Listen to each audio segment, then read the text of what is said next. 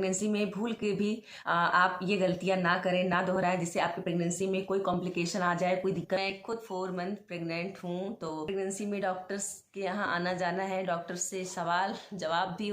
Hello my YouTube family, कैसे हैं आप सब? आप सभी का मेरे चैनल पे बहुत बहुत स्वागत है। तो आज मैं प्रेगनेंसी से ही रिलेटेड कुछ सावधानियां लेके आई हूँ, जिसे फॉलो करके आपकी प्रेगनेंसी बहुत ही ज़्यादा हेल्दी जाने वाली है। तो मैं भी इसमें से ज़्यादातर चीज़ें फॉलो कर रही हूँ, तो थोड़ा बहुत मुझे इसका एक्सपीरियंस था, तो मैंने सोचा आप लोग के साथ शेयर करते हैं। क्योंकि आजकल मैं अपने डेली रूटीन के साथ साथ आप लोग के साथ प्रेगनेंसी से रिलेटिव छोटे मोटे टिप्स जो हैं वो आप लोग के साथ शेयर करते हैं। तो इसलिए आज मैंने सोचा आप लोग के ऐसी बातें जो प्रेगनेंसी में नहीं करनी चाहिए, कुछ ऐसी गलतियां जो प्रेगनेंसी में नहीं होनी चाहिए, यही टॉपिक लेके आई हूँ कि प्रेगनेंसी में भूल के भी आप ये गलतियां ना करें, ना दोहराएं, जिससे आपकी प्रेगनेंसी में कोई कॉम्प्लिकेशन आ जाए, कोई दिक्कत हो जाए, आपका कुछ परेशानी मतलब हो जाए, किसी का मिसकैरेज हो जाए, किसी का कुछ। के साथ प्रेगनेंसी से ही जुड़े कुछ टिप्स लेके आई हूँ, जिसे आप फॉलो करके अपनी प्रेगनेंसी को बहुत ही हेल्दी और अपने बच्चे को बहुत ही हेल्दी तरीके से, बहुत ही अच्छे से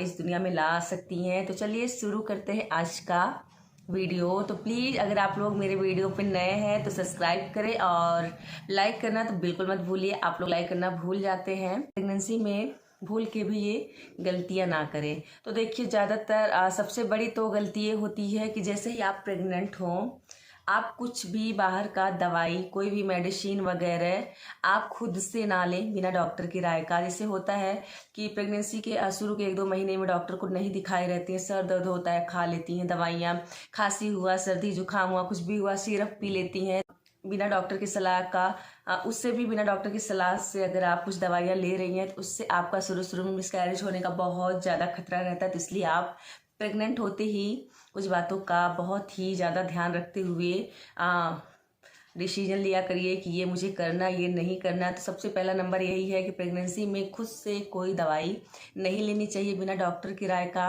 और दूसरी बात ये है कि अगर आपका प्रेगनेंसी 3 मंथ के अंदर है तो आप पाइनएप्पल, कुछ फ्रूट ऐसे होते हैं जिन्हें आपको शुरुआती के 3 महीनों में बिल्कुल नहीं खाना चाहिए। वो हमारे हेल्थ के लिए बिल्कुल भी सही नहीं रहता है। लेकिन अगर आपका प्रेगनेंसी 4 से ऊपर है तो आप थोड़ा बहुत हरे फ्रूट खा सकते हैं सीजन के हिसाब से। शुरू में बहुत सारे प्रेग्नेंट वुमन को ये शिकायत रहती है वोमिटिंग की। मुझे भी इस समय है, सेकंड प्रेगनेंसी मेरा है, तो मुझे भी होता है। तो मैं 3 मंथ नहीं पूरा हुआ था तो मैं एक दिन होटल का खाना खा ली थी। उस रात मुझे बहुत वोमिटिंग हुआ, बहुत उल्टी की, सर दर्द हुआ, बहुत गैस बन गया। तो इसलिए मैं आप लोग को यही सलाह दूंगी कि शुरुआती के दिनों में तो आप बिल्कुल भी बाहर का कुछ ना खाएं। अगर आपका कुछ अच्छा खाने का मन कर रहा है तो आप घर पे बना के हेल्दी तरीके से, हेल्दी चीज़ों का यूज करके खा सकते हैं। तो यही कहूँगी। हाँ, जब आपका 4 से बाकी आपका 4 से लेके 9 मंथ के बीच में हो तो कभी कभार तो चलता ही है, पर शुरुआती के दिनों में थोड़ा सा अवॉइड करेंगे आपके लिए ही काफ़ी। लंबे प्रेग्नेंट लेडीज जो होती हैं बहुत ही लंबे टाइम तक उनको भूखा नहीं रहना चाहिए। अब मुझे ही देख लीजिए, अगर मैं सुबह 9 बजे नाश्ता करती हूँ तो 11 बजे तक मुझे भूख लग जाती है, मैं खाना खाती हूँ। फिर अगर मैं सोचती हूँ कि 12 बजे से लेकर 2-3 घंटे में आराम कर लूँ, तो अगर किसी दिन आराम करती हूँ तो मुझे इतना भूख और प्यास लग जाता है कि मुझे नींद नहीं आती, मैं उठ के कुछ ना कुछ खाती रहती हूँ। तो इसीलिए हर 2 से 3 घंटे में या प्रेग्नेंट वुमन को कुछ ना कुछ खाते रहना चाहिए। और पानी तो दिन भर में कम से कम 4 लीटर तो हमारे बॉडी में जाना ही चाहिए। अगर हमारे अंदर पानी की कमी होगी तो बच्चे को भी परेशानी होगी, हमें भी यूरिन इन्फेक्शन होगा, बाथरूम में हमें दिक्कत होगी और हमारा गला सूखेगा, हमारा नाक भी अंदर से सूखेगा और पानी की कमी की वजह से बच्चे पे भी गलत असर पड़ेगा। इसीलिए पानी भी प्रेगनेंसी में भरपूर पीना चाहिए और हेल्दी फ्रूट ज़रूर खाना चाहिए। दिन में अगर आप ज़्यादा नहीं हो सके तो कम से कम दिन भर में 1 जूस किसी भी चीज़ का, जो आपका शुरुआती में तो मतलब कुछ अवॉइड करना रहता है, लेकिन 4 महीने के बाद से आप कोई एक चीज़ का जूस पी सकते हैं। आप कोई एक फ्रूट खा सकते हैं। एप्पल का सीजन चल रहा है तो एप्पल भी आप एक खा सकते हैं। एप्पल भी प्रेगनेंसी में बहुत ही ज़्यादा अच्छा होता है। मैं अपने फर्स्ट प्रेगनेंसी में शुरू से लेकर लास्ट तक एप्पल खाई थी, नारियल पानी पी थी और वाइट रसगुल्ले खाई थी। वाइट जो मिठाई होती है वो भी प्रेगनेंसी में ज़्यादा अच्छा होता है खाने से, या बच्चा भी हेल्दी होता है, बच्चा गोरा भी होता है। और माँ जो है वो हमेशा खुश रहती हैं, खिली खिली सी रहती हैं, उनका फेस पे भी थोड़ा निखार आता है। ये मेरा खुद का एक्सपीरियंस है, मेरा खुद का अनुभव है। मैंने फर्स्ट प्रेगनेंसी में खाया था, तो सेकंड में भी वही दोहरा रही हूँ। उसके बाद आपका जब 4 से 5 महीना हो जाए तब आप केसर वाला दूध पी सकती हैं। जैसे कि मेरे साथ है कि मैं अगर दूध पीती हूँ तो मुझे बहुत गैस होने लगता है और बहुत एकदम गले से डेकार सा आने लगता है, गले में जलन होने लगता है, सीने में एक जलन सा महसूस होता है। तो इसलिए मैं इस समय या तो थोड़ा सा कॉफ़ी चीनी मिला के दूध पी रही हूँ, या तो हल्दी और हल्का सा चीनी डाल के दूध पीती हूँ। तो आप भी ऐसा कर सकते हैं। अगर आपको दूध नहीं अच्छा लग रहा है, दूध की स्मेल नहीं अच्छी लग रही, दूध से आपको वोमिटिंग आ रही है, दूध से आपको गैस बन रहा है, तो आप दूध में हल्का सा कॉफ़ी या फिर हल्दी, हल्दी भी हमारे लिए बहुत ही ज़्यादा हेल्दी है। हल्दी हमारे लिए भी सही है, हमारे होने वाले बच्चे के लिए भी काफ़ी ज़्यादा सही है। हल्दी से हमारे गले में जो उल्टियाँ करने से खराश आ जाती हैं, बैक्टीरिया पैदा हो जाते हैं, गले में एकदम सूखा सूखा सा लगने लगता है, तो हल्दी उन सब चीज़ों पे भी फ़ायदा काफ़ी ज़्यादा हद तक करता है। और बाकी का आपका जब 4 से 5 महीना पूरा हो जाए तब आप केसर वाला दूध भी पी सकते हैं। अभी मेरा 4 महीना कंप्लीट नहीं हुआ है, तो इसलिए मैं अभी केसर वाला दूध नहीं पी रही हूँ, लेकिन केसर मैं मंगा के रख ली हूँ। आप लोग के साथ वीडियो ज़रूर शेयर करूँगी। लेकिन जब मेरा 4 महीना पूरा हो जाएगा तब मैं केसर वाला दूध पीना शुरू करूँगी। फर्स्ट प्रेगनेंसी में मैंने केसर पिया था, मेरा बेटा बहुत ही गोरा पैदा हुआ था, तो सब लोग कहते हैं कि केसर वाला दूध पीने से बच्चा गोरा होता है, तो आप केसर का भी यूज कर सकती हैं अपने।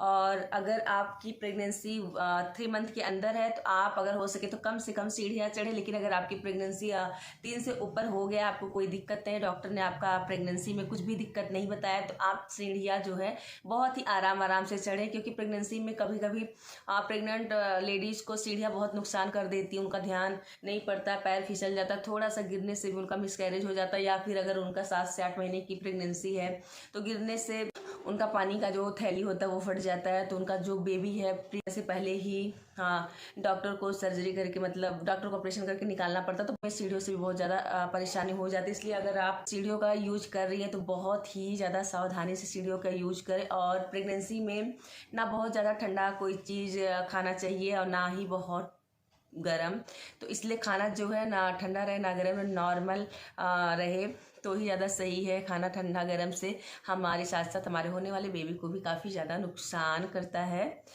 और बहुत ज़्यादा टाइम तक खड़ा होकर आप कोई भी काम ना करें। अगर आपका काम जो है ज़्यादा लंबा है, ज़्यादा टाइम ले रहा है, तो उसको आप बैठ बैठ के करें। जैसे कि मेरा ही, मैं अक्सर हफ्ते 10 दिन पे दूध लेती हूँ, तो उससे मलाई निकलता है, तो हफ्ते 10 दिन पे मैं उसको मथती हूँ, उसका मलाई निकालती हूँ। तो पहले मथूँगी, फिर थोड़ी देर बैठ जाती हूँ, फिर मथती हूँ, फिर थोड़ी देर बैठ जाती हूँ, फिर मलाई को धीमी आंच पे करके रख देती हूँ, होता रहता है। कभी कभी जाके चेक कर लेती हूँ।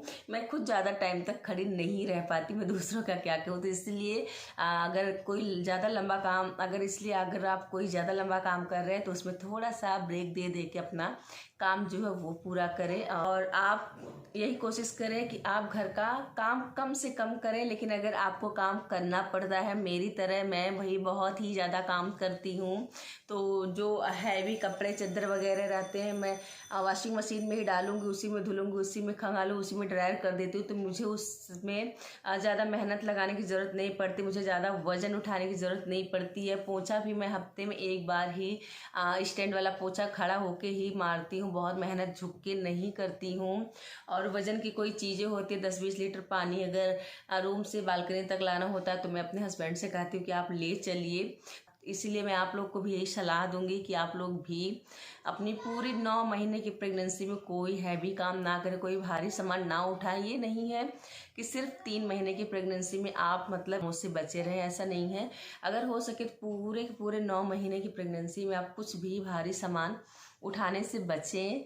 तो इन सब चीज़ों को अगर आप फॉलो करेंगे, छोटी छोटी कुछ बातें हैं जिसे हम करके अपने प्रेगनेंसी को एक हेल्दी प्रेगनेंसी बना सकते हैं। बच्चा भी हमारा बहुत ही ज़्यादा हेल्दी इस दुनिया में आएगा। और इससे ज़्यादा खुशी की बात और क्या होती है हम माँओं के लिए कि हमारी 9 महीने की प्रेगनेंसी बहुत ही अच्छे से गई। हमारा बच्चा जो है हमारे हाथ में आया, बहुत ही अच्छी तरीके से हेल्दी आया। उसका हर एक बॉडी के पार्ट है सब एकदम अच्छे से बने हुए हैं, देखने में भी बहुत ही प्यारा है, उसका वेट भी अच्छा है और वो हेल्दी भी है।